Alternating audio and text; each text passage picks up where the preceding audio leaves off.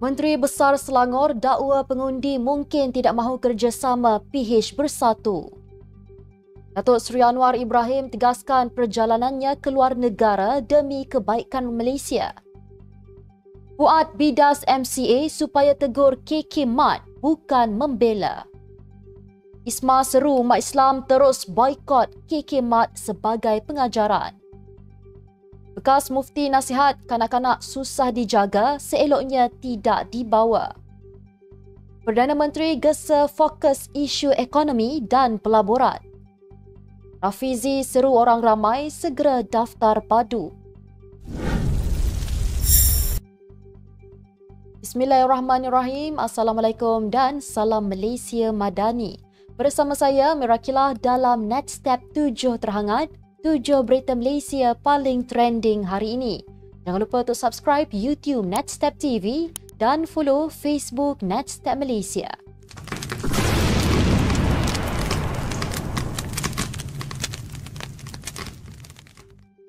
Pengerusi Pakatan Harapan Selangor, Datuk Seri Amiruddin Syari menyanggah cadangan agar gabungan itu menjalin kerjasama dengan Bersatu sebelum PRU akan datang.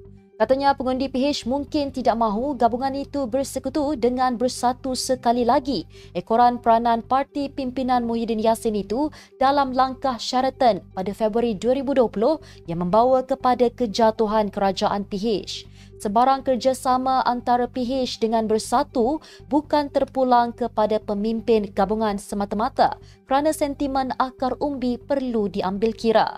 Keputusan mereka meninggalkan kerajaan meruntuhkan keseluruhan rancangan reformasi untuk negara dan ia kini harus dimulakan dari awal.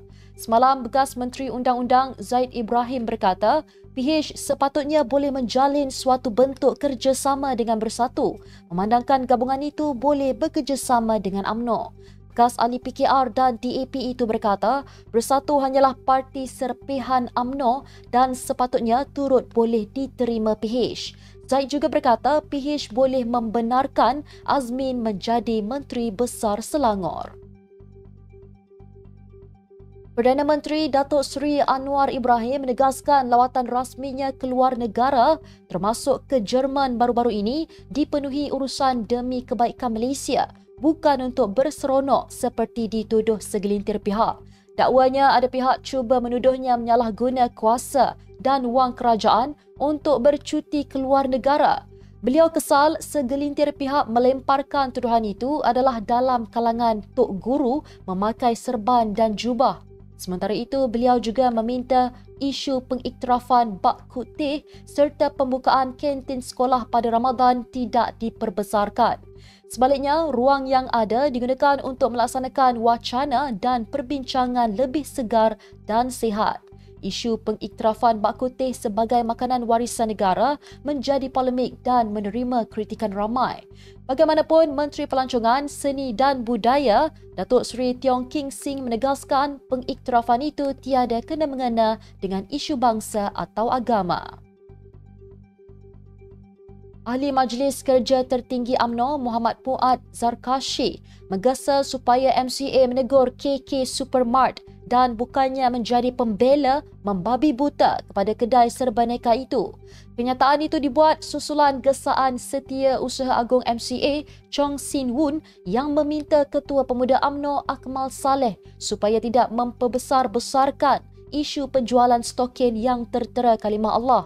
Puan menganggap Chong sebagai memandai-mandai bertindak mempertahankan kesalahan kedai serbaneka itu dan menegaskan isu tersebut bukannya tindakan yang sembrono. Sebaliknya, kata Puan, umat Islam berasa kecewa dan marah atas kejadian tersebut. Semalam, Chong dilaporkan berkata Akmal tidak seharusnya membuat gesaan agar rangkaian kedai itu diboikot secara sembrono.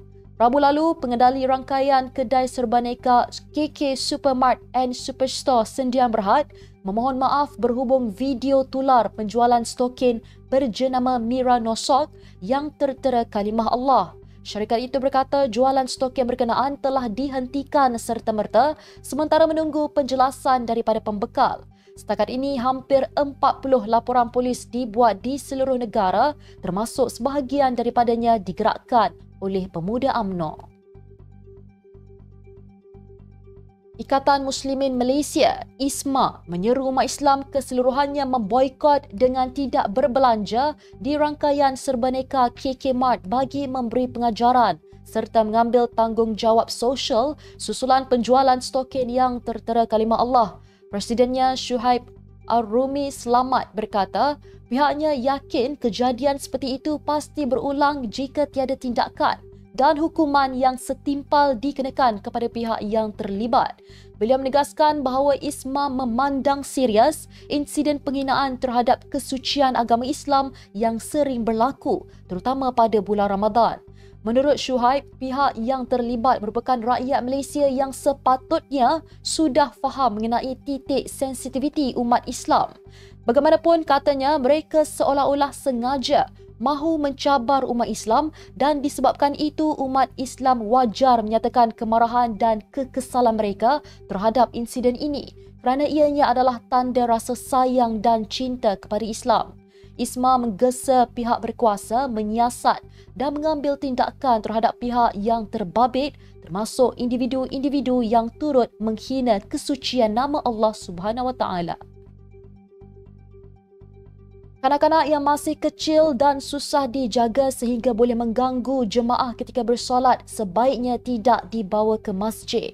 Bekas Mufti Wilayah Persekutuan Datuk Seri Dr. Zulkifli Muhammad Al-Bakri berkata, sekiranya kanak-kanak tersebut tidak mengganggu namun dibimbangi oleh ibu bapa terhadap keadaannya, maka dibolehkan untuk diletakkan bersebelahan ketika solat.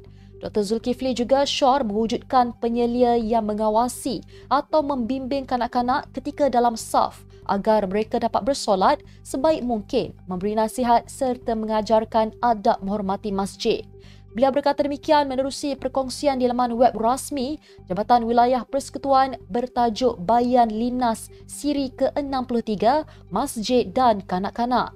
Sebelum ini tular video seorang warga emas yang juga ahli jawatan kuasa Masjid Al-Falah di Jempol, Negeri Sembilan, ditarik kerusi oleh kanak-kanak lelaki menyebabkannya jatuh terduduk.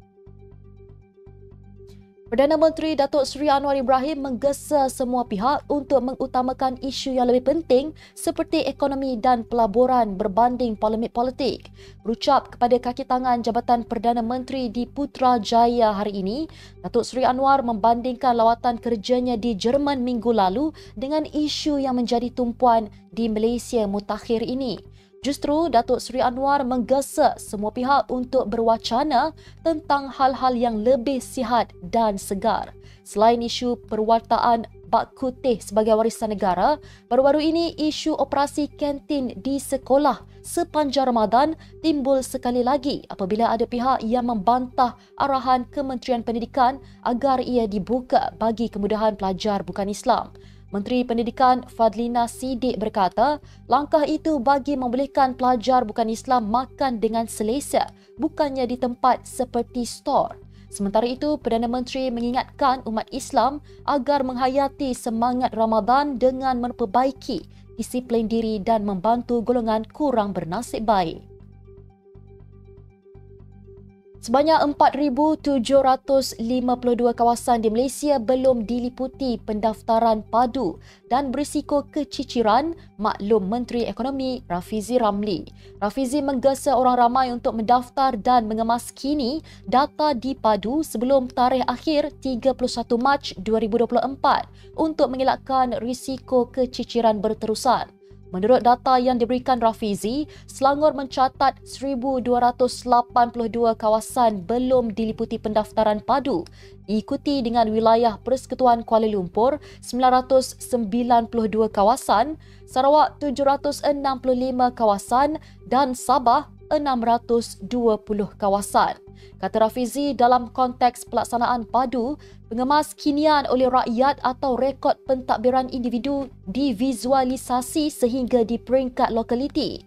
Rafizi berkata para penduduk di kawasan ini walaupun dikenal pasti dari kalangan B40 dan B60 tidak mempunyai data dalam apa-apa pangkalan data bantuan kerajaan sebelum ini.